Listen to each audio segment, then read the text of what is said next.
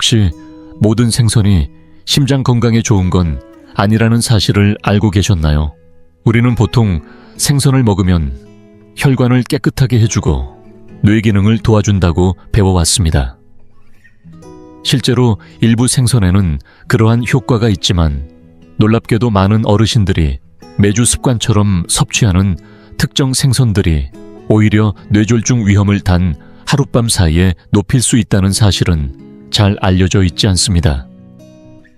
대한심장학회의 통계에 따르면 매년 국내에서 뇌졸중을 겪는 환자가 25만 명을 넘고 있으며 그 대부분이 60세 이상의 고령층입니다. 그 원인은 단순히 설탕이나 소금 붉은 고기 때문만이 아니라 잘못된 생선 선택에서도 비롯됩니다. 어떤 생선은 오메가3 지방산이 풍부해 염증을 줄이고 심장을 보호하지만 일부 생선은 나트륨과 산업용 화학물질이 축적되어 혈관을 손상시킵니다. 이러한 성분은 혈액을 끈적이게 하고 혈압을 올리며 혈관벽을 약하게 만듭니다.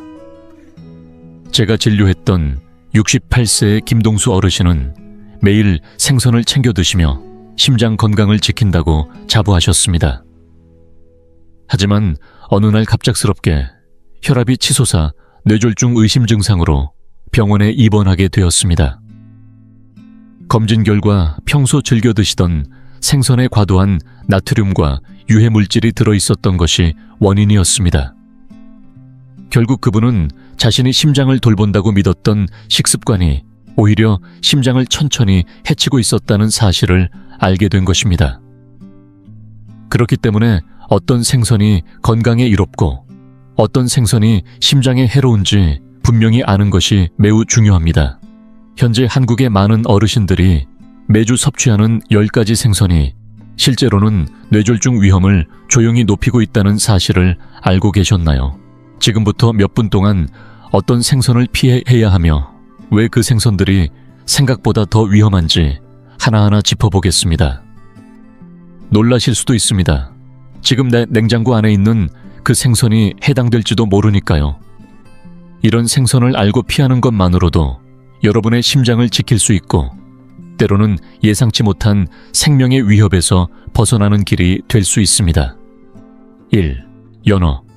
양식 연어가 심장에 위험한 이유.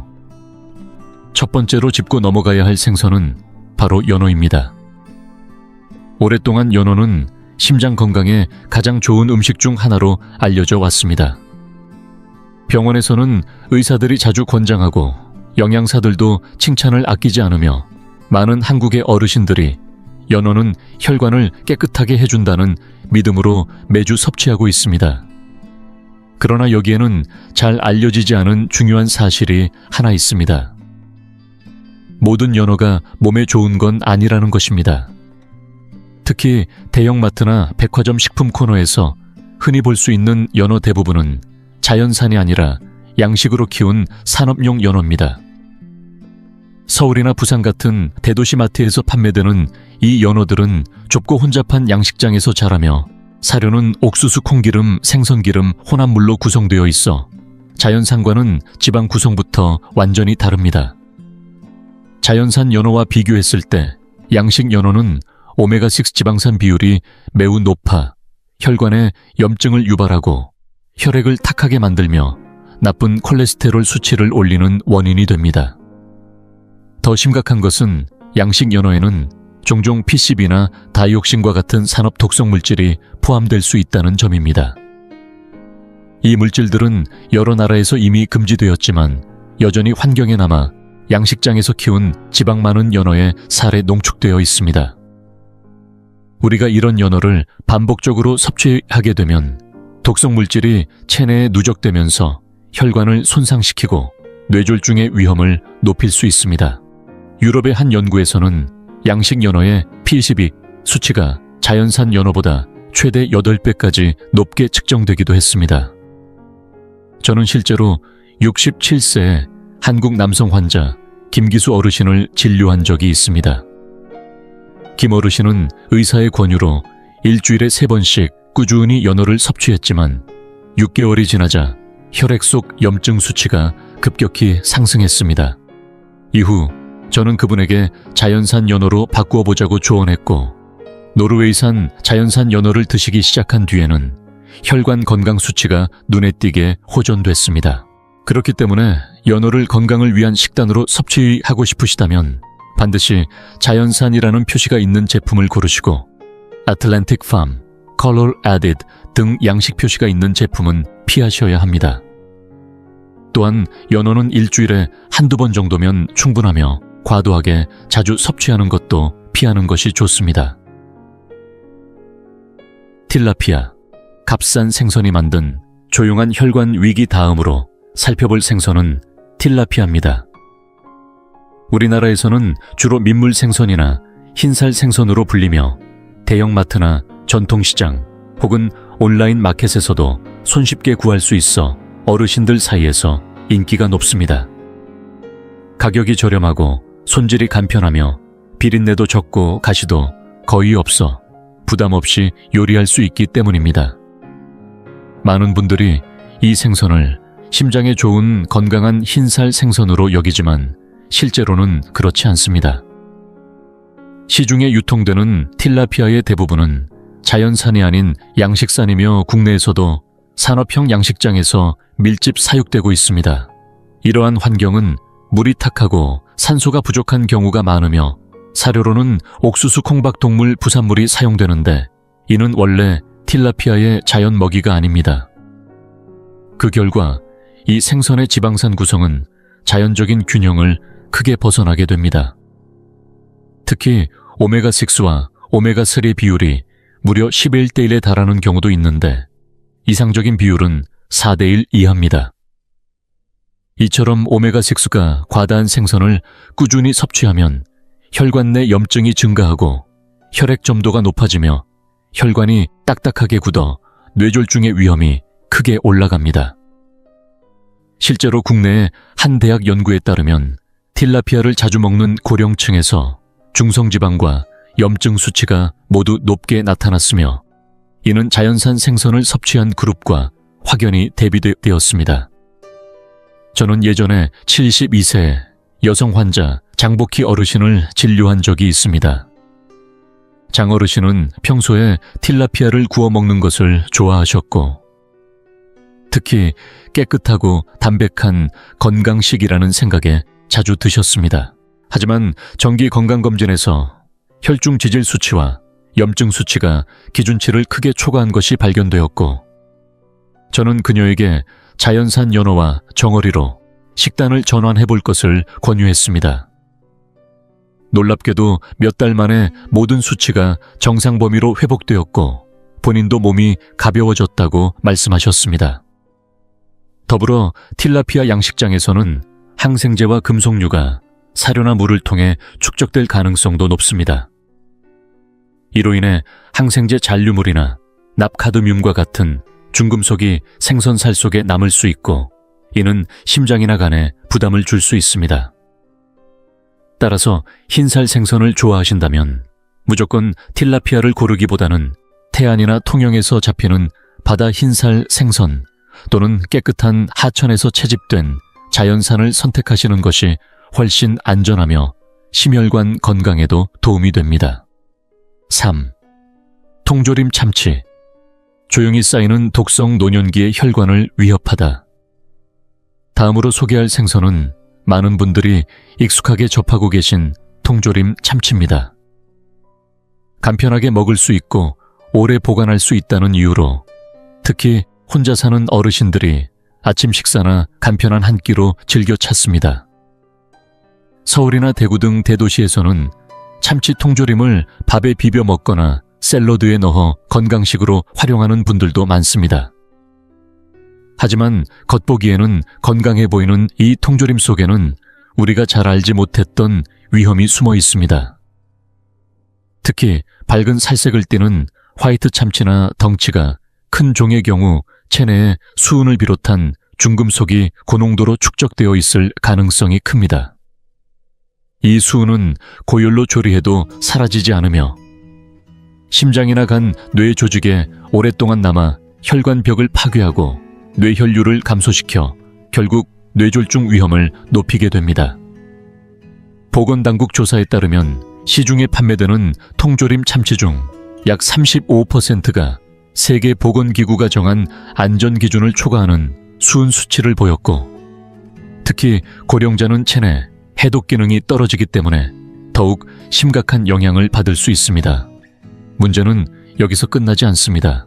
대부분의 통조림 제품은 나트륨 함량이 높아 한 캔의 평균 350에서 500mg에 달하는데, 이는 하루 권장 섭취량의 4분의 1에 해당합니다. 게다가 일부 제품은 값싼 식물성 기름이나 가공 유지를 사용해 나쁜 지방의 축적을 유도하기도 합니다. 제가 예전에 진료했던 70세의 고양시 주민 이찬수 어르신도 이런 케이스였습니다.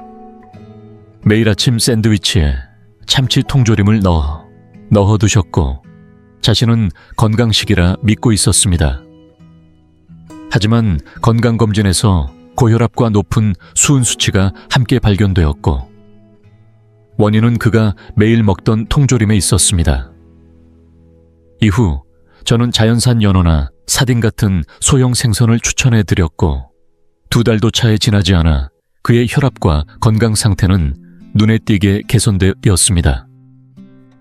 따라서 만약 통조림 생선을 즐기신다면 무조건 피하는 것보다는 현명한 선택이 중요합니다.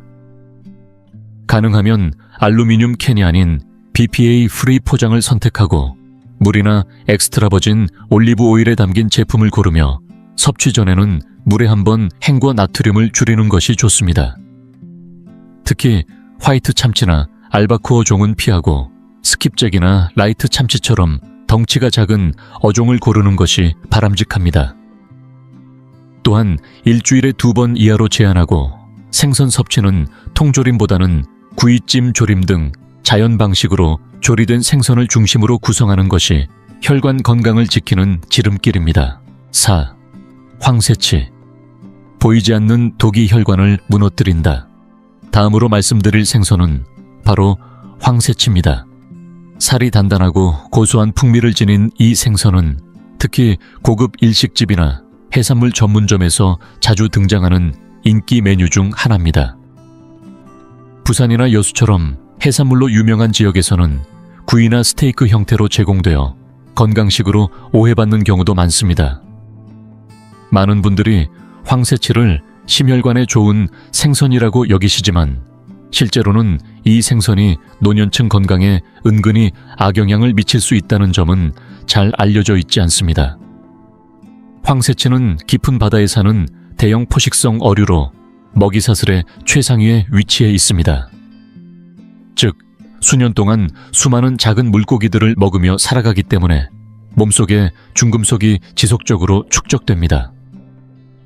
특히 수은 함량은 작고 순한 생선인 정어리나 멸치보다 무려 수십 배에서 30배 이상 높게 측정되는 경우도 있습니다. 국립수산과학원 자료에 따르면 시중에 유통되는 황새치의 평균 수은 수치는 세계보건기구의 안전기준보다 4배에서 5배 이상 높은 경우도 확인되었습니다. 이러한 수은은 노년층에게 특히 위험합니다. 혈관 내벽을 서서히 손상시키고 혈압을 상승시키며 혈관의 탄력을 떨어뜨려 뇌졸중과 심장병의 위험을 동시에 높입니다. 오랫동안 섭취할 경우 어지럼증, 손떨림, 수면장애, 기억력 저하, 그리고 손끝 발끝이 저릿한 신경 이상 증상이 나타날 수 있으며, 대부분의 어르신들이 이를 단순한 노화 현상으로 착각하기 쉽습니다. 하지만 한국심장학회의 연구에 따르면 혈중 수은 수치가 높을수록 뇌혈관 질환과 심장 질환의 위험이 최대 65%까지 높아진다고 경고하고 있습니다. 제가 예전에 진료했던 71세의 정광수 어르신도 그러한 사례였습니다. 은퇴 후 여유로운 삶을 즐기며 해운대에 있는 한 해산물 식당에서 황새치 구이를 자주 드셨습니다. 처음에는 고단백에 오메가3가 풍부하다고 믿고 건강을 위한 선택이라 생각하셨죠. 하지만 몇 년이 지나면서 손이 떨리고 이름이나 일정이 자주 헷갈리는 증상이 나타나기 시작했습니다. 정밀 검사를 통해 확인한 결과 그의 혈중 수은 농도는 정상 기준치의 4배에 달했습니다. 이후 황새치 섭취를 중단하고 정어리와 자연산 연어 위주의 식단으로 바꾸신 지 3개월 만에 건강 상태는 눈에 띄게 개선되었습니다. 이처럼 만 60세 이상이신 분들께서는 황새치 섭취를 피하는 것이 바람직합니다. 대신 상대적으로 수은 함량이 낮고 심혈관에 좋은 작고 기름진 생선, 예를 들어 정어리, 멸치, 고등어, 송어 등을 꾸준히 섭취하시는 것이 혈관 건강을 지키는 현명한 방법입니다. 킹고등어 다음으로 소개해드릴 생선은 바로 킹고등어입니다. 한국에서도 고등어는 구이나 조림으로 자주 식탁에 오르는 익숙한 생선이지만 고등어라고 해서 모두 건강에 이로운 것은 아닙니다. 특히 크고 오래 사는 킹고등어는 그 생애 동안 중금속을 장기간 축적해 일반 고등어나 전갱이에 비해 수은 수치가 훨씬 높습니다. 국내 연구에 따르면 수입산 킹고등어의 수은 함유량은 세계보건기구 기준치를 무려 5배나 초과하는 경우도 있습니다. 중금속이 몸에 쌓이면 특히 노년층에서 산화 스트레스를 급격히 증가시키고 혈관을 딱딱하게 만들며 혈압을 높이는 주된 요인이 됩니다. 게다가 킹고등어는 대부분 냉동 상태로 수입되며 색을 유지하기 위해 항산화제나 보존제를 첨가하는 경우가 많아 염분과 화학물질 농도도 상당히 높은 편입니다. 실제로 서울대학교의 연구에 따르면 킹고등어를 자주 섭취하는 사람은 작은 생선을 먹는 사람에 비해 혈중 수은 농도가 4배에서 6배 가까이 높게 나타났습니다. 제가 진료한 적 있는 74세 김상호 어르신도 평소 속초시장에서 킹고등어 구이를 즐겨 드셨습니다. 심장 건강에 좋다고 믿고 꾸준히 섭취하셨지만 1년이 지나자 어지럼증과 근육 약화, 수면 장애가 점차 심해졌습니다. 혈액 검사를 해보니 수은 수치가 기준보다 4배 이상 높게 나왔고 킹고등어 섭취를 중단하고 대신 정어리, 멸치, 자연산 연어 등 크기가 작고 깨끗한 생선으로 식단을 바꾸신 후 기억력과 심장 기능이 눈에 띄게 회복되었습니다. 따라서 만 60세 이상이신 분들께서는 킹고등어 섭취를 삼가시고 작은 고등어나 멸치, 정어리 등 중금속 축적이 적은 생선을 일주일에 1회에서 2회 정도 드시는 것이 바람직합니다. 특히 수입산 대형 고등어는 반드시 피하셔야 합니다. 6. 훈제 연어 다음으로 조심해야 할 생선은 바로 훈제 생선입니다. 많은 분들이 훈제 생선 특유의 향긋한 냄새에 매료되어 건강식으로 오해하시지만 사실은 그렇지 않습니다. 서울 시내 대형마트나 카페에서도 흔히 볼 수 있는 훈제 연어 샐러드나 샌드위치는 심장 건강에 좋다는 문구로 판매되곤 하지만 실상은 고령층에게 치명적인 위험 요소를 안고 있는 음식입니다. 보건당국의 자료에 따르면 훈제 연어 100g에는 평균 약 700mg의 나트륨이 포함되어 있어 하루 권장 섭취량의 3분의 1에 해당합니다. 여기에 빵, 크림치즈, 드레싱이 더해지면 나트륨 함량은 눈덩이처럼 불어나 혈압을 급격히 상승시키고 몸 안에 수분이 고이게 만들며 결국 심장은 과부하 상태에 빠지게 됩니다. 특히 60세 이상의 어르신들에게는 이러한 짠 음식의 반복 섭취가 혈압 조절을 더욱 어렵게 만듭니다. 뿐만 아니라 훈제 과정에서 고온에 노출된 생선은 니트레이트, 니트라이트, PAH와 같은 발암 가능 물질이 생성되며 이는 혈관벽을 자극하고 염증을 유발해 뇌혈관 질환의 위험을 높입니다. 실제로 마이돌 대학교의 연구에 따르면 훈제 식품을 자주 섭취하는 사람은 그렇지 않은 사람보다 고혈압과 뇌졸중 발생률이 40% 이상 높다는 결과가 나왔습니다. 저는 인천에 거주하는 69세 여성 박선희 어르신을 진료한 적이 있습니다. 선희 어르신은 매일 아침 훈제, 연어와 크림치즈가 들어간 샌드위치를 드셨고 붉은 고기는 전혀 드시지 않았습니다. 그런데도 혈압이 190에 95까지 올라가는 고혈압 증세를 보였고 훈제 생선 섭취를 중단하고 대신 오븐에 구운 연어나 허브찜, 생선으로 바꾸신 뒤에는 한 달 만에 혈압이 안정세를 되찾았습니다. 이처럼 훈제 생선의 향을 즐기고 싶다면 연어를 직접 구운 뒤 천연 훈연 향신료를 약간 첨가하거나 허브와 함께 찜으로 조리하는 것이 훨씬 안전합니다. 그리고 무엇보다 중요한 점은 훈제 생선을 자주 섭취하지 않는 것입니다. 가능하다면 한 달에 한 번 이하로 제한하는 것이 고령층 건강을 지키는데 큰 도움이 됩니다. 7. 튀김 생선 다음으로 주의해야 할 생선 요리는 바로 튀김 생선입니다. 특히 주말마다 재래시장이나 야시장 골목에서 흔히 볼 수 있는 바삭하고 고소한 생선 튀김은 많은 어르신들의 입맛을 사로잡고 있죠. 겉보기에 맛있고 가벼워 보일 수 있지만 이런 튀김 방식은 심장 건강에 큰 부담을 줄 수 있습니다. 생선 자체는 나쁘지 않지만 고온의 기름에 튀기는 순간 생선에 들어있던 오메가3 지방산은 거의 모두 파괴되고 반복적으로 사용한 튀김 기름에서는 트랜스 지방과 퍼옥시드와 지질이 생성되어 나쁜 콜레스테롤은 증가시키고 좋은 콜레스테롤은 감소시킵니다. 실제로 강원대학교 보건과학대학의 조사에 따르면 길거리 음식점에서 사용하는 튀김 기름의 60% 이상이 세계보건기구가 제시한 트랜스지방 기준치를 초과한다고 밝혀졌습니다. 여기에 밀가루 튀김옷까지 더해지면 상황은 더 악화됩니다. 정제된 밀가루는 소화가 빠르고 혈당을 급격히 올릴 뿐 아니라 튀김옷에는 나트륨도 다량 포함되어 있어 혈압 상승까지 유발합니다. 보건복지부 산하 한국건강증진개발원의 자료에 따르면 일주일에 2번 이상 생선 튀김을 섭취하는 사람은 고혈압 위험이 38%, 뇌혈관 질환 위험이 무려 45% 증가한다고 합니다. 저는 몇 해 전 서울 관악구에 사시는 72세 임병호 어르신을 진료한 적이 있습니다.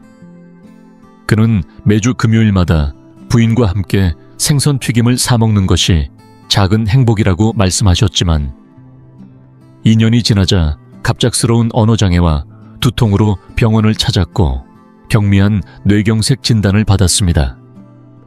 혈관이 딱딱해지고 콜레스테롤 수치가 높았던 것이 원인이었죠.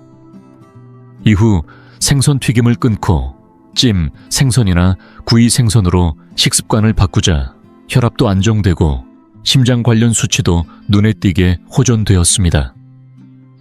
그러니 생선이 문제라기보다는 어떻게 조리하느냐가 핵심입니다. 튀김의 바삭한 식감을 좋아하신다면 흰 밀가루 대신 귀리가루나 아몬드 가루를 활용한 에어프라이 방식으로 조리해보세요. 맛은 살리고 건강은 지킬 수 있는 지혜로운 선택이 될 것입니다. 8. 대구 코드 다음으로 주의해야 할 생선은 바로 대구입니다.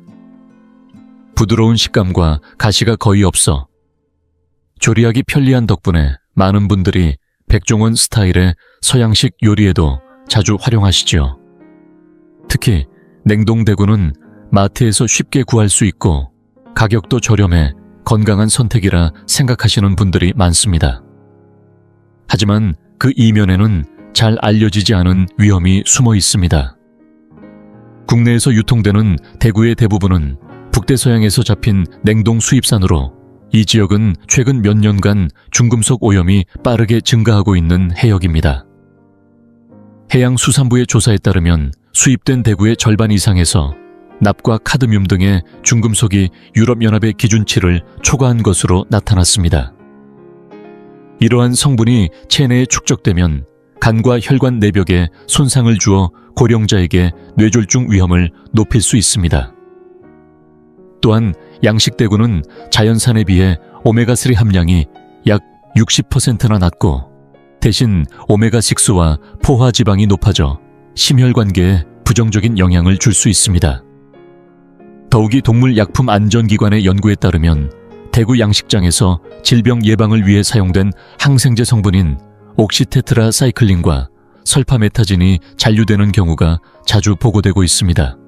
제가 진료한 환자 중 70세의 이재성 어르신은 매일 냉동대구를 건강식이라 믿고 드셨지만 어느 날 건강검진에서 염증 수치인 PRP가 정상보다 현저히 높게 나왔습니다. 그 이후로 이 어르신은 알래스카 해역에서 잡은 자연산 대구와 정어리를 섭취하며 식단을 바꾸었고 혈압과 심장 건강이 크게 호전되었습니다. 결론적으로 대구 자체가 나쁜 것이 아니라 어떤 환경에서 자라고 어떻게 유통되고 조리되었는지가 핵심입니다. 만약 대구를 좋아하신다면 깨끗한 바다에서 잡힌 자연산, 예를 들어 북태평양이나 알래스카 해역의 제품을 선택하시고 양식 대구나 출처가 불분명한 제품은 피하시는 것이 좋습니다. 또한 조리 시에는 찌거나 구워 기름을 최소화하는 방식으로 드시는 것이 심혈관 건강을 지키는 지름길입니다. 9. 메기 다음으로 소개할 생선은 한국인 식탁에서도 친숙한 메기입니다. 메기는 조림, 튀김, 정월 등 다양한 방식으로 즐겨지는 민물 생선으로 그 고소한 맛 덕분에 많은 어르신들이 즐겨 찾습니다. 하지만 요즘 시중에 유통되는 메기의 대부분은 양식장에서 대량 사육된 것이며 그 환경이 우리의 생각만큼 건강하지 않을 수 있습니다. 좁고 얕은 양식장에서 밀집 사육되는 메기는 산소 부족과 노폐물 축적으로 스트레스를 받기 쉬우며 사료 역시 옥수수 대두동물 부산물 등으로 만들어져 체내 지방산 구조에 영향을 미칩니다. 농촌진흥청 자료에 따르면 국내 양식 메기에서 오메가6 지방산의 비율이 오메가3보다 평균적으로 10배 이상 높게 나타났으며 이는 혈관 내 염증을 유발하고 뇌졸중 위험을 키울 수 있다고 경고합니다.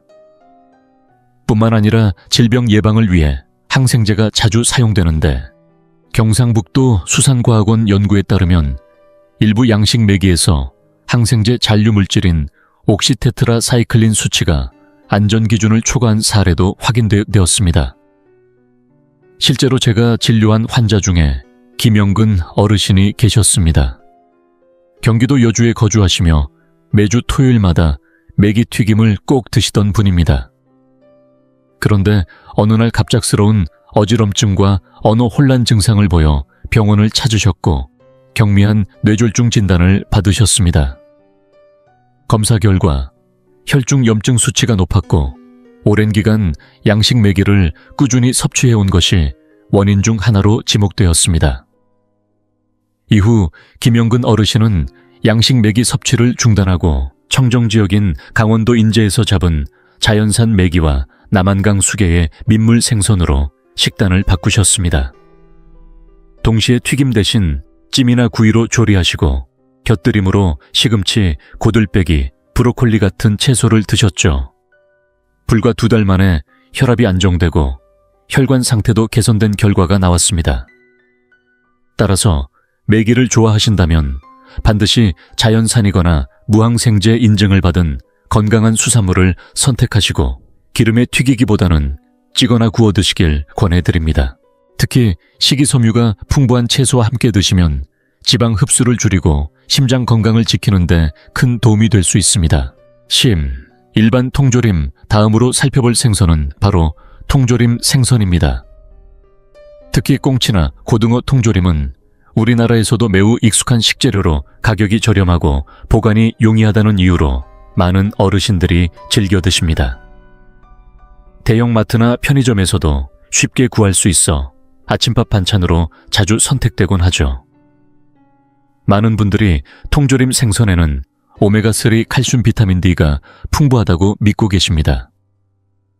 하지만 통조림으로 가공되는 과정에서 일부 영양소가 파괴되고 자주 섭취해야 할 경우 오히려 건강에 악영향을 줄 수 있다는 점을 아셔야 합니다. 질병관리청 자료에 따르면 일반적인 통조림 생선 한 캔에는 약 450에서 650mg의 나트륨이 들어 있습니다. 이는 하루 권장 섭취량의 약 3분의 1에 해당하는 수치로 고혈압과 심장질환에 직결될 수 있습니다. 더욱이 많은 제품들이 값싼 해바라기유나 대두유를 사용하고 있어 오메가6 함량이 높아져 혈관에 염증을 유발하고 오메가3의 효과를 반감시킬 수 있습니다. 일부 통조림은 내면의 호르몬을 교란시키는 성분으로 알려진 BPA 코팅이 되어 있어 장기간 섭취 시 심혈관계 질환의 위험이 증가할 수 있습니다. 실제로 서울에 거주하시는 76세 여성 김말순 어르신은 꽁치 통조림을 건강식이라고 믿고 매일 아침 밥반찬으로 드셨습니다. 그러나 병원에서 측정한 혈압이 158에 92로 나타났고 섭취하던 제품의 나트륨 함량은 무려 550mg 이상이었습니다. 이후 무염 저나트륨 통조림으로 바꾸고 물에 헹군 후 섭취한 결과 2달 만에 혈압이 125에 80으로 안정되었습니다. 그렇기 때문에 통조림 생선을 드시고자 한다면 반드시 물이나 엑스트라버진 올리브유에 담긴 제품을 고르고 드시기 전 물에 한번 헹궈 나트륨을 줄이는 것이 중요합니다. 또한 일주일에 2번 이하로 제한하고 그 외에는 생선구이나 자연산 생선으로 균형 있게 섭취하는 습관이 장기적인 심장 건강을 지키는 데 큰 도움이 됩니다. 60세 이상 어르신들에게 가장 안전하고 효과적인 생선 선택에 대해 이야기해 보겠습니다. 노화로 인해 심혈관 기능이 저하되기 쉬운 시기에는 올바른 생선 섭취가 혈관 염증을 줄이고 심장을 보호하는 데 큰 도움이 됩니다. 국내 보건당국과 심장질환 연구기관들이 추천하는 5가지 생선은 다음과 같습니다. 첫 번째는 정어리입니다. 정어리는 오메가3 비타민 D 칼슘이 풍부할 뿐 아니라 중금속 축적 위험이 낮아 어르신들에게 매우 적합한 생선입니다. 단 통조림보다는 신선한 정어리나 찜, 구이 형태로 드시는 것이 영양상 더 유익합니다. 두 번째는 자연산 연어입니다. 연어는 EPA와 DHA가 풍부해 나쁜 콜레스테롤을 낮추고 혈관 염증을 억제하는 데 효과적입니다. 다만 양식 연어는 사료와 항생제 문제로 피하시고 자연산으로 잡힌 연어를 선택하는 것이 좋습니다. 세 번째는 멸치입니다. 멸치는 몸집이 작고 식물성 플랑크톤을 먹기 때문에 중금속이 거의 없고 칼슘이 많아 소화도 잘 됩니다. 특히 골다공증이 걱정되는 어르신에게 매우 유익합니다. 네 번째는 고등어입니다. 고등어는 오메가3의 보고로 알려져 있으며 혈압 조절과 중성지방 저하에 뛰어난 효과를 보입니다. 특히 제주 근해에서 잡힌 고등어는 신선하고 안전함으로 추천할 만합니다. 다섯 번째는 자연산 민물 틸라피아입니다. 틸라피아는 지방 함량이 낮고 단백질이 높아 근육 감소를 걱정하는 어르신들에게 도움이 됩니다. 단 수질이 깨끗한 지역에서 잡힌 자연산을 고르셔야 합니다. 생선의 종류뿐만 아니라 조리 방법도 건강에 미치는 영향이 큽니다.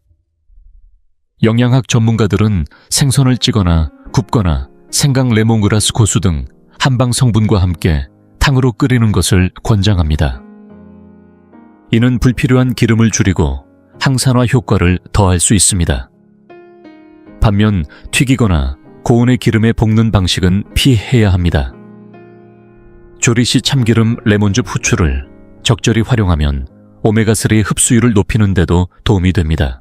마지막으로 중요한 점은 60세 이상 어르신은 생선을 일주일에 2-3회 정도만 섭취하고 한 가지 생선만 반복해서 먹기보다는 다양한 종류를 번갈아 섭취하는 것이 영양소 균형과 독성 축적을 막는 데 효과적입니다. 이렇게 하면 심장과 혈관을 보다 오랫동안 건강하게 유지할 수 있습니다.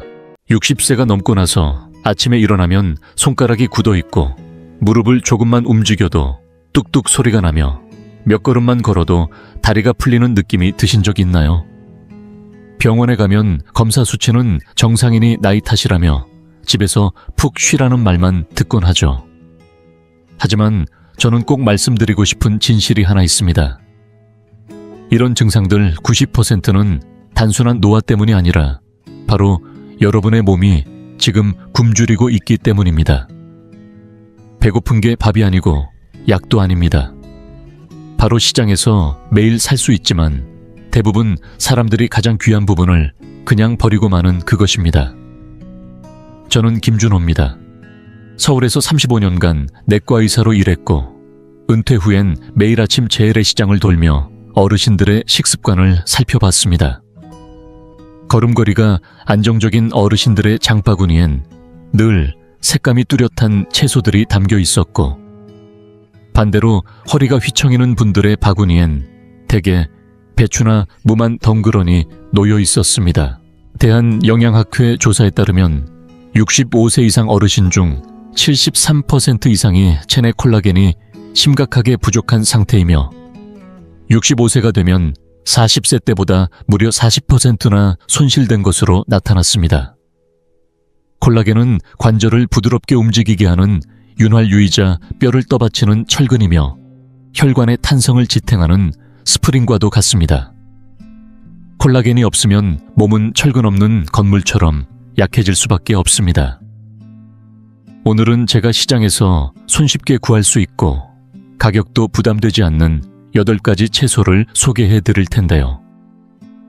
이 채소들은 콜라겐 재건에 필요한 재료를 공급하고 손상된 부위를 회복시키는 시스템을 자극하며 콜라겐을 파괴하는 노폐물을 없애는 데 도움을 줍니다. 8번째부터 첫 번째까지 소개할 텐데 뒤로 갈수록 효과가 더욱 강력해집니다. 세 번째 채소는 청주에 사는 한 어르신이 6주간 꾸준히 섭취하여한 결과 통증 수치가 8점에서 3점으로 크게 낮아졌습니다. 하지만 많은 분들이 이 채소를 외면하고 껍질째 버리고 마십니다. 기억하세요. 최고의 약은 약국이 아니라 바로 여러분의 부엌에 있습니다.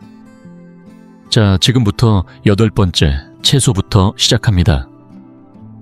많은 분들이 김 박사님, 저도 계란이랑 생선고기 잘 챙겨 먹는데 왜 관절이 계속 아프냐고 물어보십니다. 제가 말씀드립니다. 재료는 있지만 일꾼과 도구가 없기 때문입니다. 벽돌과 시멘트는 사놓고 벽돌공과 흙손이 없다면 집을 지을 수 없듯이 말이죠. 콜라겐 합성에는 3가지가 꼭 필요합니다. 오늘은 그 3가지부터 알려드리겠습니다.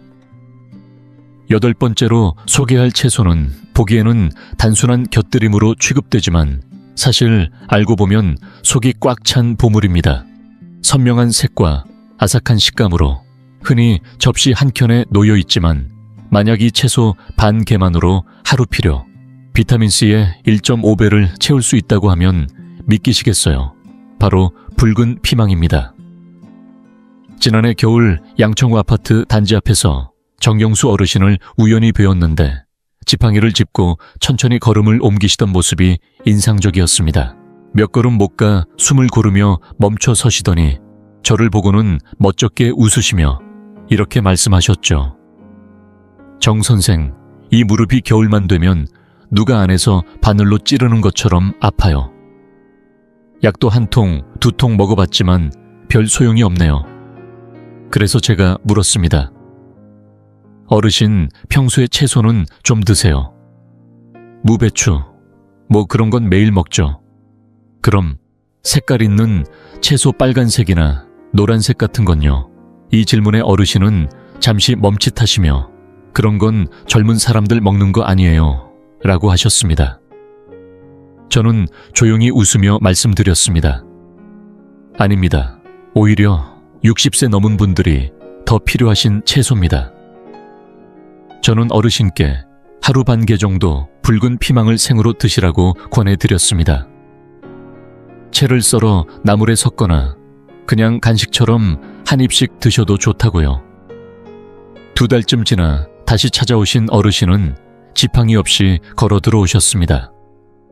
정 선생, 진짜 무릎이 안 아파요. 그리고 이건 좀 이상한데 손톱이 진짜 빨리 자라요. 예전엔 잘 부러졌는데 요즘은 튼튼해서 깎을 일이 많아졌어요. 이건 우연이 아닙니다. 붉은 피망 속에 비타민C는 콜라겐 합성에 있어 지휘자 역할을 합니다. 아미노산을 끌어모아 단단하고 탄력 있는 콜라겐 섬유로 엮어주는 중심 요소이죠. 2020년 임상영양학저널에 실린 연구에 따르면 60세 이상 노인 1000여 명을 1년간 추적한 결과 비타민C 섭취량이 높은 이들은 뼈 밀도가 평균 15-20% 더 높았고 걷는 속도도 빨랐으며 염증 수치도 현저히 낮았습니다. 그렇다면 이 붉은 피망 어떻게 먹어야 효과가 좋을까요? 첫째, 가능한 한날 것으로 드세요. 비타민C는 열에 약해서 익히면 절반 이상이 사라집니다. 채를 썰어 샐러드나 나물에 섞어도 좋고 그냥 베어 먹는 것도 좋습니다. 둘째, 부득이하게 볶아야 한다면 꼭 기억하세요. 조리 마지막 30초에 넣어야 비타민C 손실을 최소화할 수 있습니다. 셋째, 약간의 건강한 지방과 함께 드세요. 예를 들어 올리브유 한 스푼이나 견과류, 몇 알과 함께하면 더 좋습니다.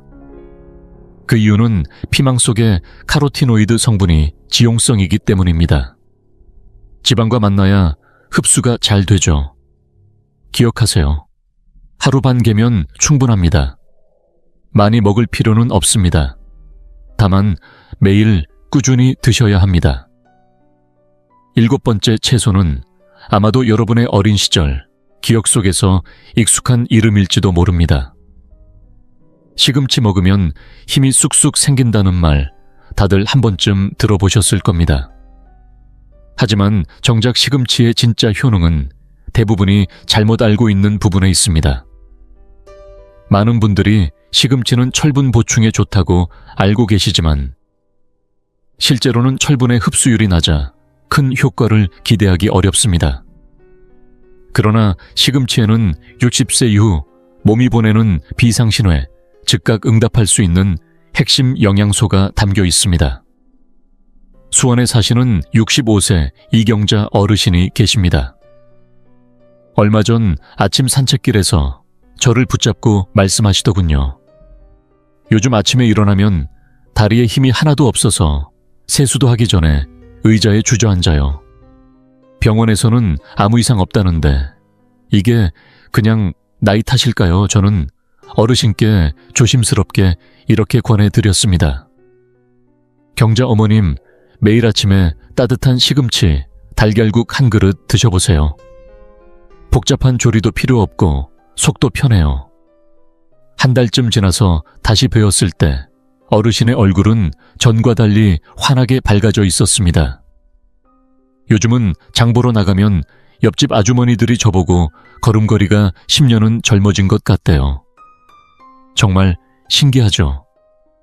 이 변화의 핵심은 바로 마그네슘입니다. 60대 이상 인구의 절반 이상이 이 미량 영양소가 부족하지만 정작 그 중요성을 잘 모릅니다. 마그네슘은 근육을 부드럽게 이완시키고 신경 신호를 빠르고 정확하게 전달하며 콜라겐 합성을 촉진하는데 없어서는 안 될 존재입니다.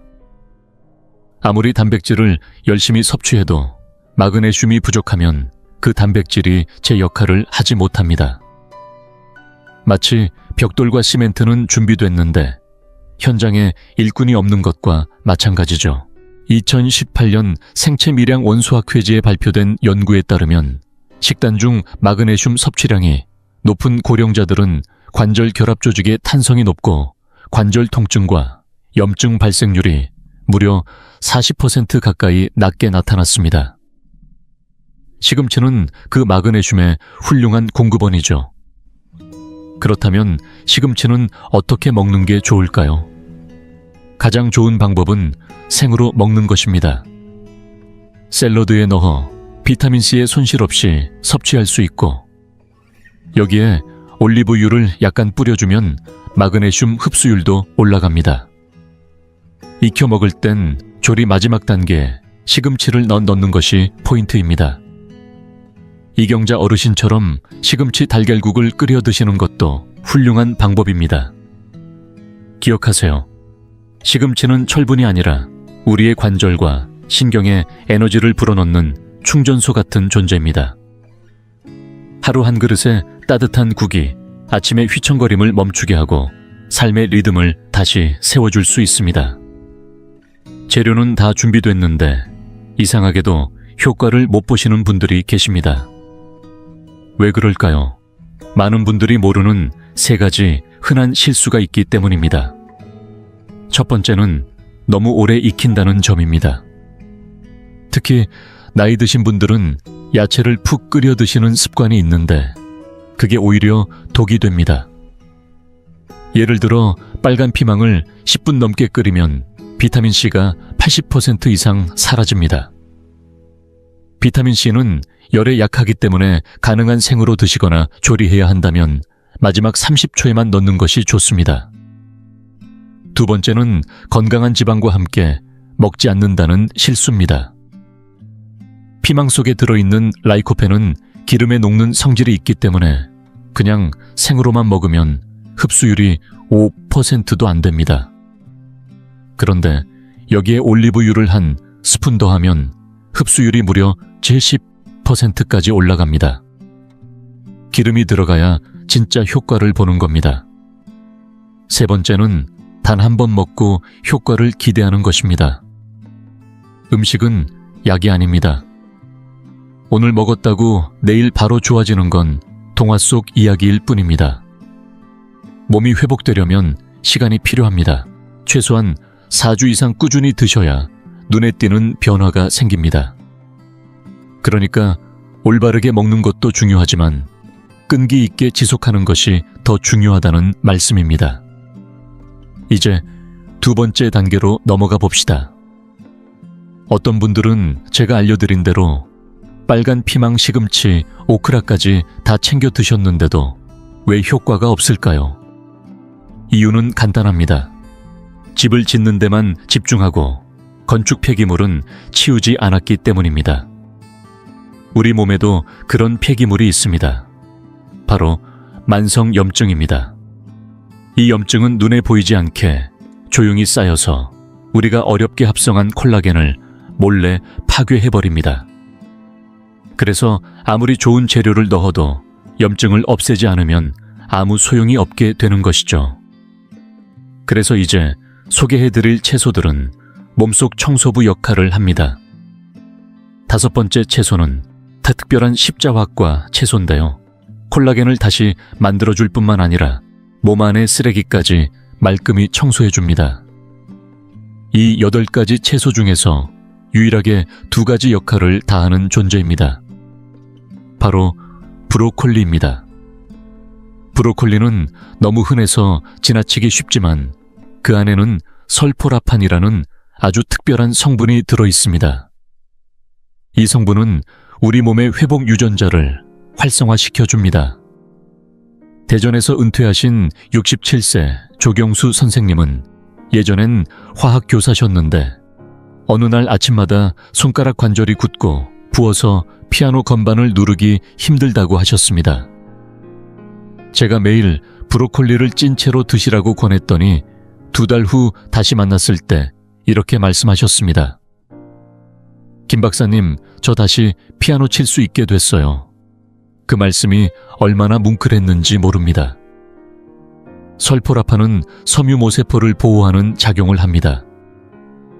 이 세포들이 바로 콜라겐을 만들어주는 핵심 세포인데 염증으로부터 이들을 지켜주고 관절 속 산화 노폐물까지 깨끗이 제거해줍니다. 집을 지으면서 동시에 청소도 해주는 청소부이자 기술자인 셈이죠. 2020년 세포생리학 저널 연구에서도 설포라판은 손상된 연골 회복을 돕고 결합 조직의 염증을 줄이는데 효과적이라고 밝혔습니다. 브로콜리는 어떻게 먹는 게 좋을까요? 찜기에 살짝 3분에서 5분 정도만 찌는 게 가장 좋습니다. 그래야 설포라판이 최대한 보존됩니다. 거기에 올리브유와 레몬즙을 뿌리면 흡수율이 더 올라갑니다. 볶아서 드실 경우에도 마지막에 넣고 30초만 가볍게 볶아야 영양이 덜 손상됩니다. 그리고 마지막 팁 하나 더 드릴게요. 많은 분들이 모르시는 사실인데 브로콜리를 다 드시고 난 후에 깨가루를 살짝 뿌려 드시면 설포라판의 활성을 다시 끌어올릴 수 있습니다. 작지만 강력한 변화가 바로 여기서 시작됩니다. 이제 좋은 재료는 다 갖췄는데 정작 많은 분들이 아무 효과를 못 느끼고 계십니다. 왜 그럴까요? 꼭 짚고 넘어가야 할 대표적인 3가지 실수가 있습니다. 첫 번째는 조리 시간이 너무 길다는 점입니다. 특히 어르신들 중에는 채소를 너무 부드럽게 익히는 습관이 있으신데요. 예를 들어 빨간 파프리카를 10분 이상 끓이면 비타민C가 80% 이상 사라져버립니다. 그러니 생으로 먹을 수 있다면, 생으로 드시고 익히셔야 한다면 꼭 마지막 30초에만 넣어야 합니다. 두 번째는 건강한 지방과 함께 먹지 않는 실수입니다. 파프리카의 풍부한 라이코펜은 지용성입니다.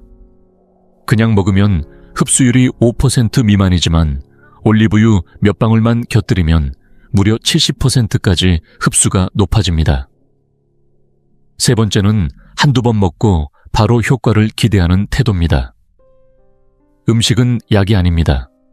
오늘 먹었다고 내일 바로 나아지는 마법 같은 일은 없습니다.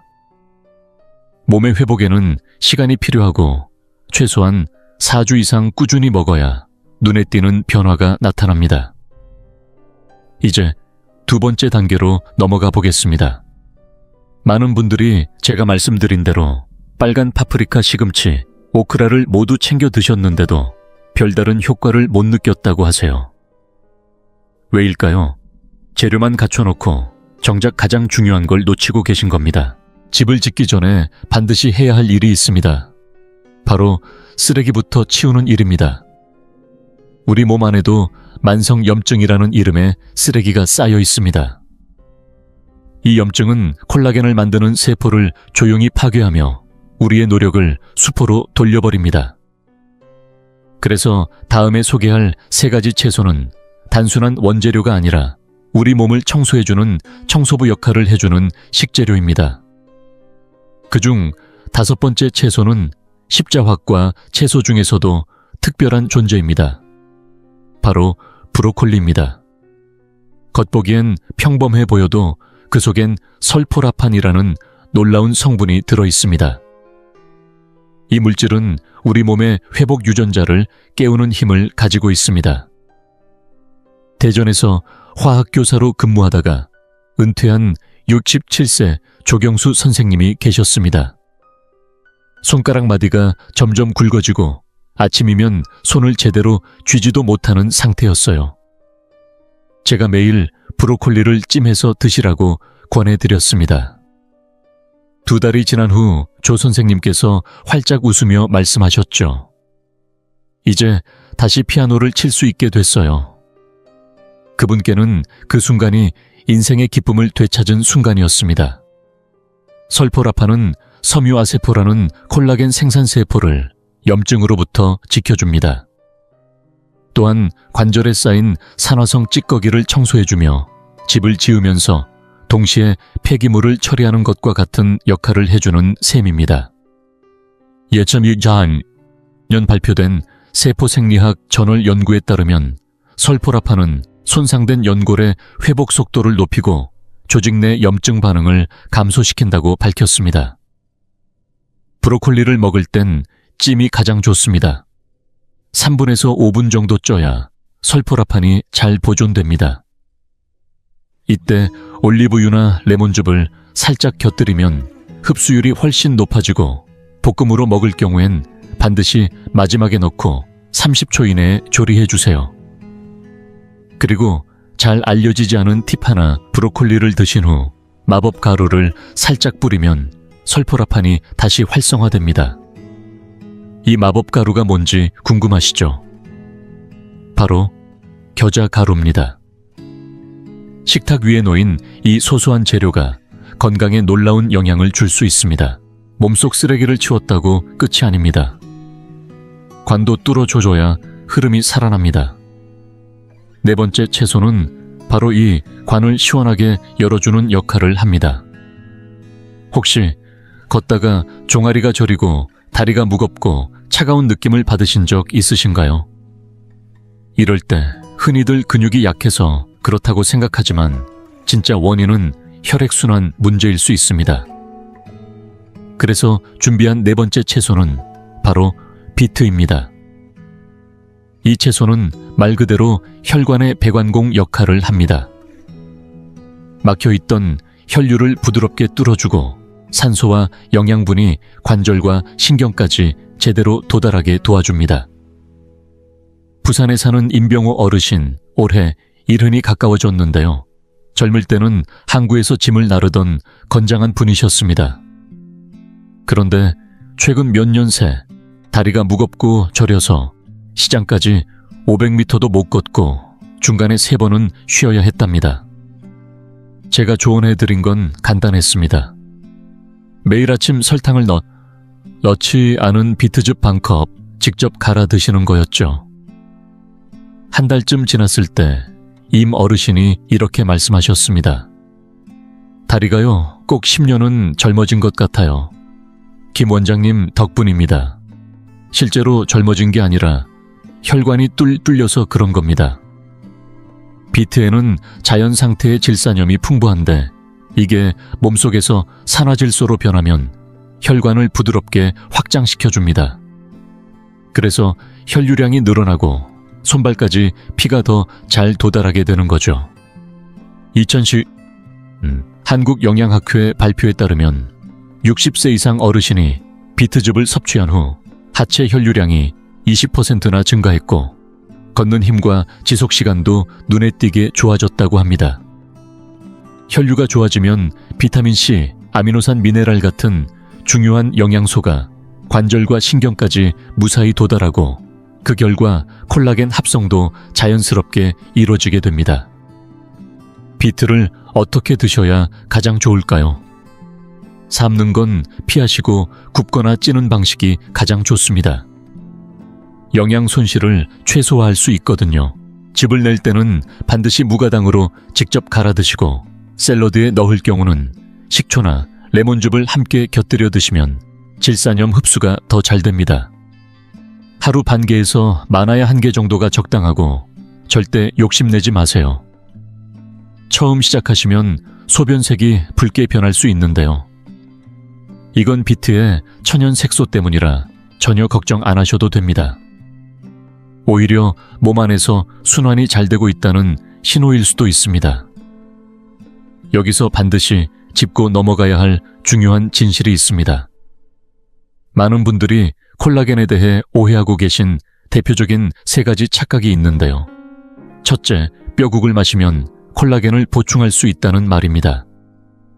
하지만 동물성 콜라겐은 분자가 너무 커서 위에서 모두 아미노산으로 분해되어 결국 고기 한 점 먹는 것과 별다르지 않습니다. 우리가 진짜로 필요한 건 콜라겐 자체가 아니라 몸이 직접 콜라겐을 만들 수 있도록 돕는 재료들입니다. 둘째, 칼슘만 보충하면 관절이 튼튼해진다는 믿음입니다.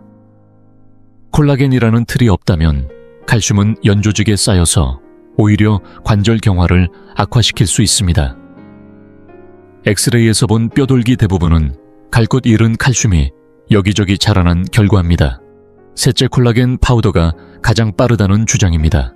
시중 제품 중 95%는 흡수율이 1%도 되지 않으며 차라리 반 개의 빨간 피망을 먹는 것이 훨씬 낫습니다. 이제 헛돈 쓰지 마세요.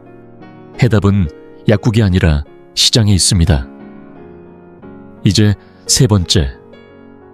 그리고 많은 분들이 놓치고 계시는 중요한 식재료를 소개합니다. 겉보기엔 미끌거리고 낯설게 느껴질 수 있지만 자연이 준 최고의 콜라겐 촉진제 중 하나입니다. 바로 해조류입니다.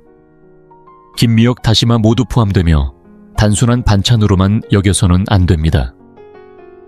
이 식물에는 육지 채소에서는 거의 찾기 힘든 희귀 미네랄이 들어있으며 우리의 몸은 이 성분을 간절히 필요로 합니다. 부산에 사시는 64세 손정희 어르신은 몇 년 전부터 손발이 늘 차고 근육 경련이 잦으며 상처 회복도 느리다고 호소하셨습니다. 저는 갑상선 기능 저하를 의심했지만 약을 드시길 꺼리셔서 매일 조금씩 김을 드셔보시라고 권했습니다. 반신반의하시며 시작하셨고 2달 뒤 손발이 따뜻해졌고 다리 경련도 사라졌으며 병원 검사에서는 갑상선 수치가 정상으로 돌아왔다는 결과를 받으셨습니다. 따님이 보내주신 메시지에는 이렇게 적혀 있었습니다. 김 선생님, 엄마가 다시 살아나셨어요. 왜 해조류가 이런 일을 해낼 수 있을까요? 요오드는 갑상선이 제 역할을 하기 위해 꼭 필요한 성분입니다. 갑상선은 우리 몸의 신진대사, 조직 재생 상처, 치유 속도를 조절합니다. 많은 어르신들이 자신도 모르게 경미한 갑상선 저하 상태에 빠져 있으며 그 결과 손발 냉증 근육 약화, 감각 저하 상처 지연 등 다양한 증상을 겪습니다. 해조류에는 이 요오드 외에도 콜라겐 합성에 필수적인 망간과 아연이 풍부하게 들어있습니다.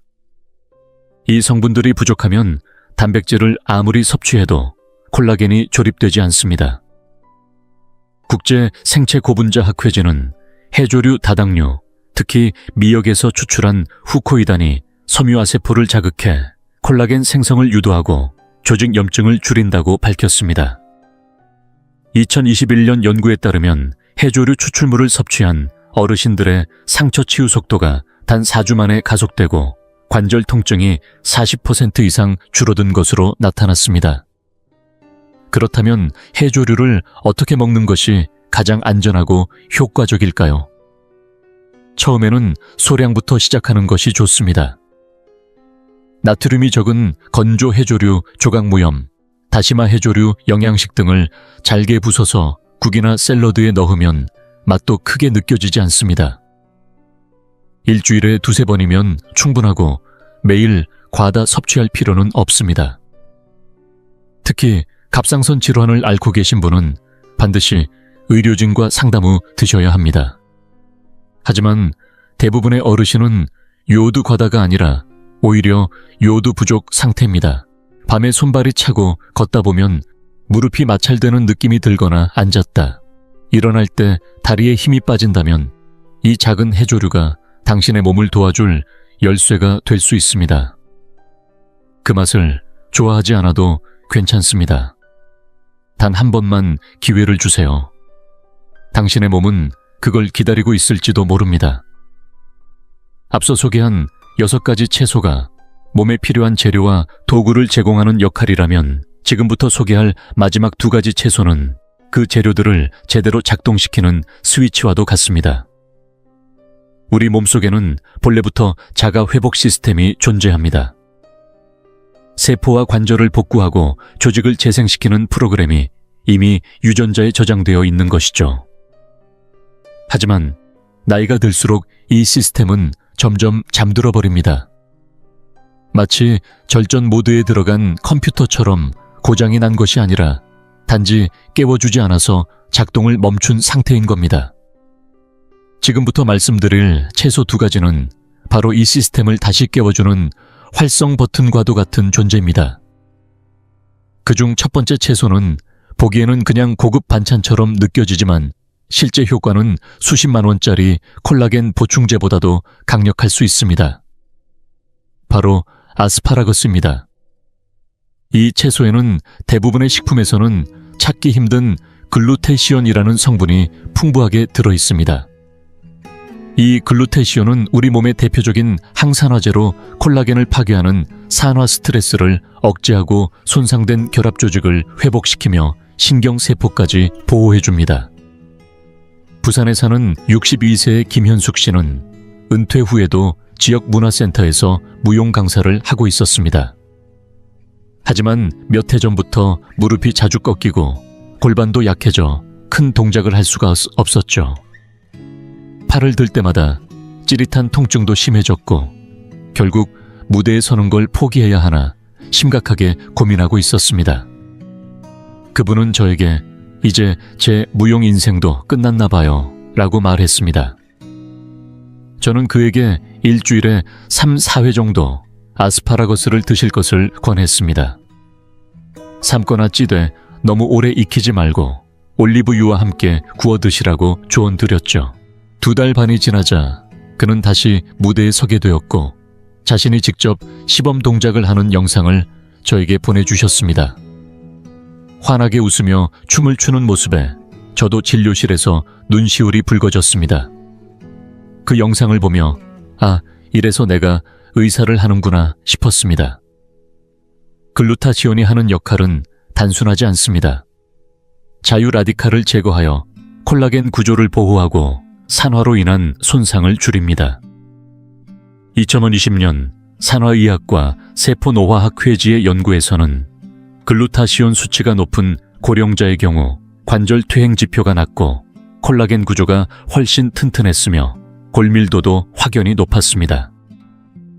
또한 아스파라거스는 비타민 K가 풍부하여 칼슘을 뼈로 잘 운반하게 돕고 연조직에 쌓이는 것을 막아줍니다. 게다가 엽산도 풍부해 DNA 복구와 세포 재생을 지원해줍니다. 이것들은 모두 콜라겐 형성의 핵심적인 요소입니다. 아스파라거스는 장내 유익균의 먹이가 되는 프리바이오틱 섬유도 풍부합니다. 왜 이것이 중요하냐고요? 장이 건강해야 비타민C, 마그네슘, 아연 같은 콜라겐 합성에 필수적인 영양소를 제대로 흡수할 수 있기 때문입니다. 많은 어르신들이 영양소를 섭취는 하지만 흡수가 되지 않아 효과를 못 보는 경우가 많죠. 아스파라거스는 이 흡수 경로를 열어주는 열쇠와 같은 채소입니다. 섭취 방법은 단순합니다.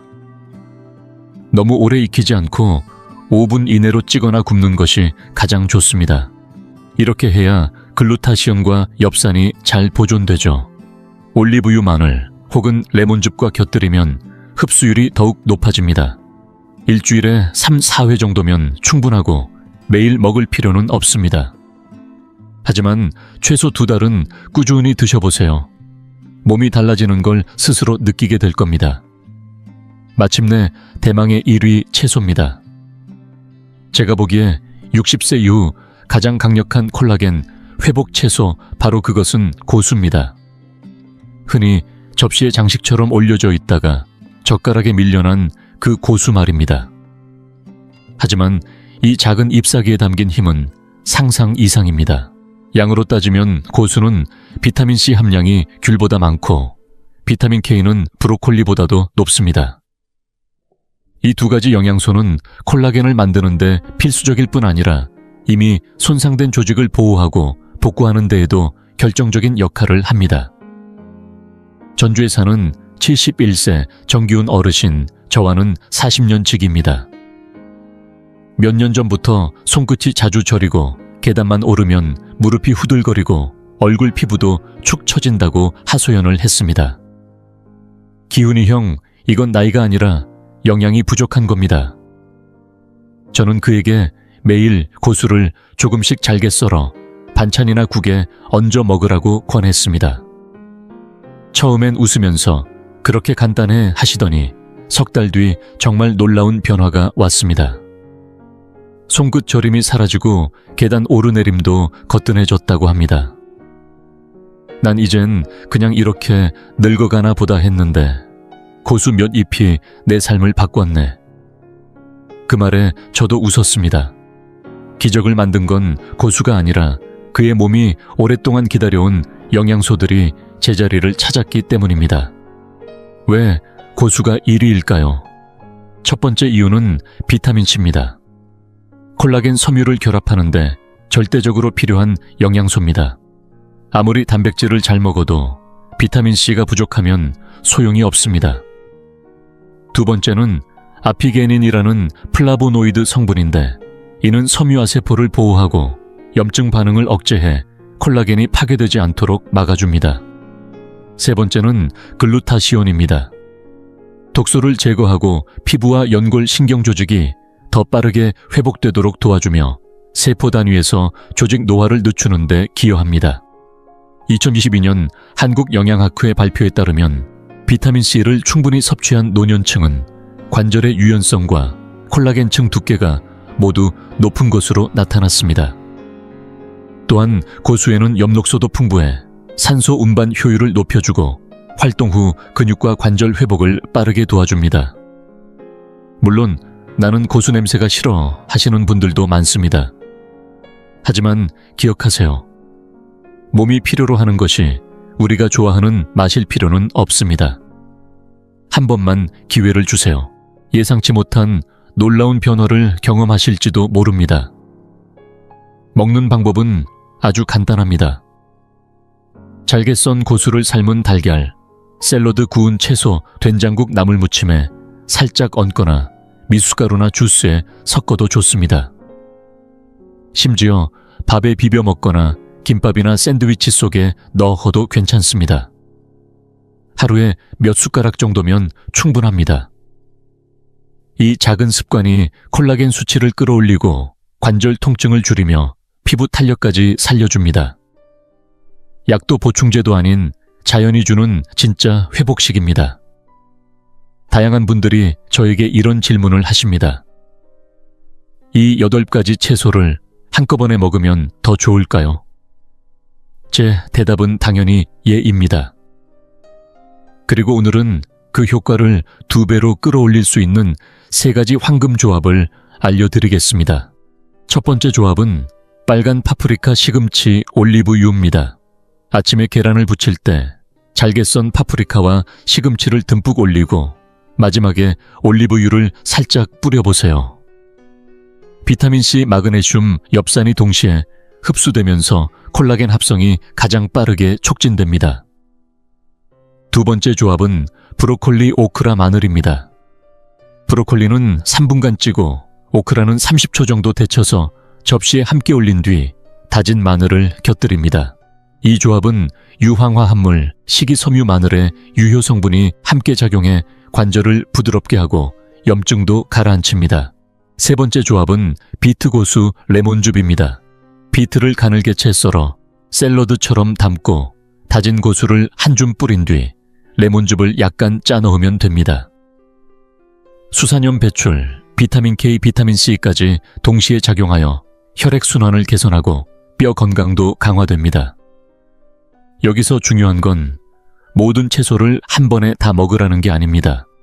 3가지 중 2가지 조합만 선택해서 매일 번갈아 실천해보세요. 한 달만 지나도 몸이 먼저 변화를 말해줄 겁니다. 자, 이제 8가지 채소 이야기를 모두 마쳤습니다. 하지만 마지막으로 꼭 드리고 싶은 말이 하나 더 있습니다.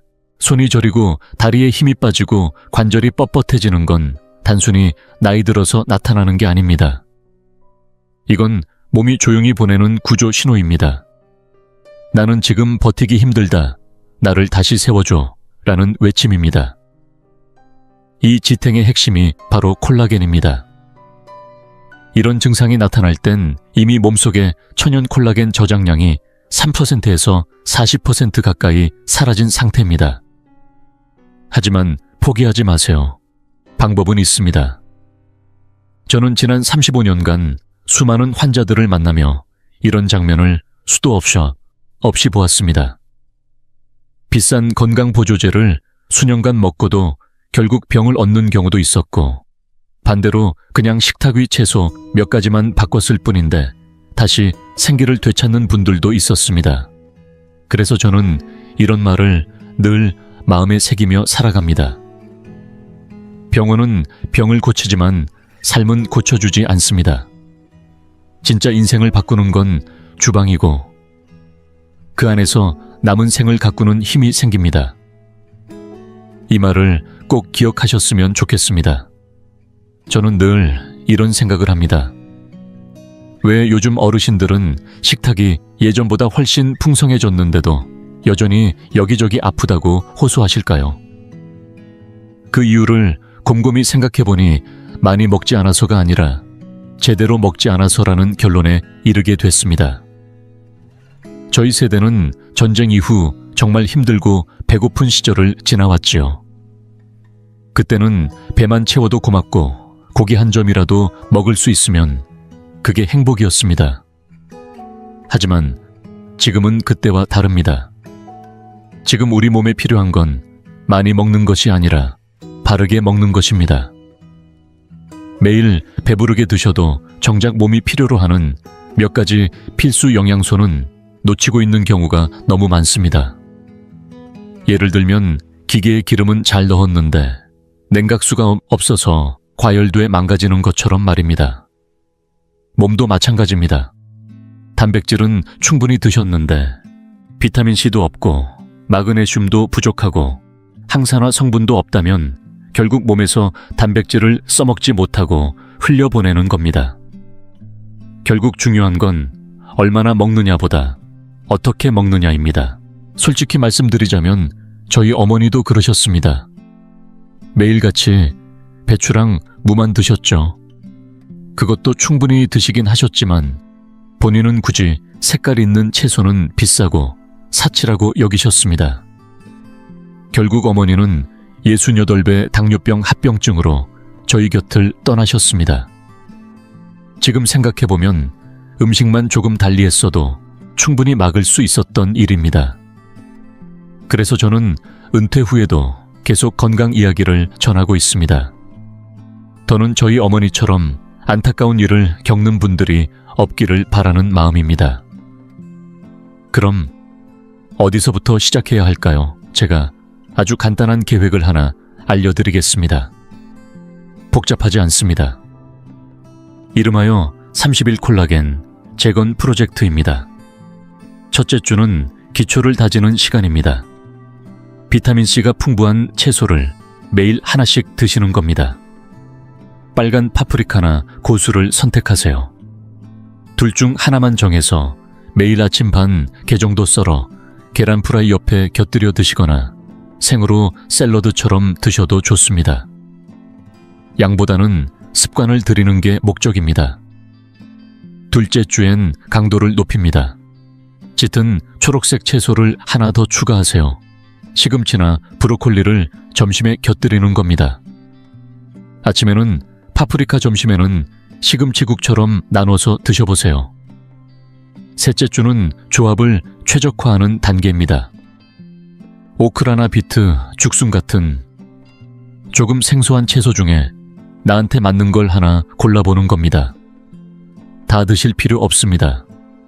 내 몸이 편안하게 받아들이는 채소 하나만 정해서 꾸준히 드시는 게 핵심입니다. 넷째 주엔 한 단계 더 나아가 봅니다. 괜찮으시다면 해조류를 일주일에 2-3번 정도 추가해보세요. 미역, 다시마톳 모두 좋습니다. 매일 드실 필요 없습니다. 절대 과하게 드시지 마시고 하루 한 끼 반찬으로만 드시면 됩니다. 이렇게 한 달을 이어가신 후 꼭 제게 알려주세요. 몸에 어떤 변화가 있었는지요. 몸이 좋아지는 데는 하루 이틀도 1년, 2년도 필요 없습니다. 단 한 달이면 충분히 느끼실 수 있습니다. 내일부터 딱 하나만 바꿔보세요. 매일 하나씩 제대로 된 채소를 몸에 넣는 겁니다. 한 숟갈 한 끼, 하루하루가 쌓이면 어느새 몸이 바뀌어 있을 겁니다. 그래서 제가 여러분께 도전 하나를 제안합니다. 30일 콜라겐 재건 도전입니다. 오늘부터 시작해보세요. 오늘 드신 채소를 사진으로 찍어 댓글에 남겨주세요. 그리고 지금 겪고 있는 증상도 함께 적어주세요. 손이 저리신가요? 다리가 힘이 없으신가요? 관절이 시큰하거나 피부가 축 늘어지셨나요? 30일간의 변화를 함께 기록해 나가요. 매주 댓글로 본인의 변화를 공유해주세요. 한 달 후 저는 그 중에서 가장 감동적인 3분의 이야기를 골라 다음 영상에서 여러분께 소개해드릴 예정입니다. 여러분의 경험이 수많은 사람들에게 희망이 될 수 있습니다. 절대 본인의 가능성을 작게 보지 마세요. 오늘 영상이 도움이 되셨다면 좋아요 한번 눌러주시고 아직 모르고 있는 분들이 이 영상을 통해 도움받을 수 있도록 널리 퍼뜨려 주세요. 구독과 알림 설정도 잊지 마시고요. 저희 채널은 매주 누구나 쉽게 실천할 수 있는 건강 팁을 소개합니다. 60세 이후에도 강하고 건강하게 살기 위한 길 함께 걸어가요. 다음 영상에서는 아주 간단한 3가지 동작으로 오늘 말씀드린 8가지 채소의 효과를 2배로 끌어올리는 방법에 대해 이야기해 드릴게요. 많은 분들이 음식을 잘 선택해 놓고도 몸을 잘못 써서 그 귀한 영양을 허비하고 계시거든요. 꼭 시청해 주시고요. 마지막으로 이 3가지 신호가 있으시다면 절대 미루지 마세요. 첫째, 아침에 손을 펴는데 5분 이상 걸리신다면. 둘째, 500m만 걸어도 다리가 뻐근하고 주저앉고 싶으시다면. 셋째, 작은 상처가 나아가는데 2주 이상 걸리면서 자국이 오래 남는다면. 이 중 2가지 이상 해당되신다면 내일 아침부터 꼭 식생활을 바꾸세요. 저는 김준호입니다.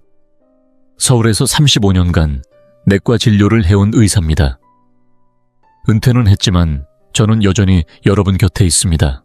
천천히 하지만 확실하게 우리가 함께 좋아질 수 있도록 매일매일 한 걸음씩 나아갑시다. 하루 한 끼, 한 입 한 입, 그게 바로 변화를 만드는 길입니다. 꼭 기억해 주세요.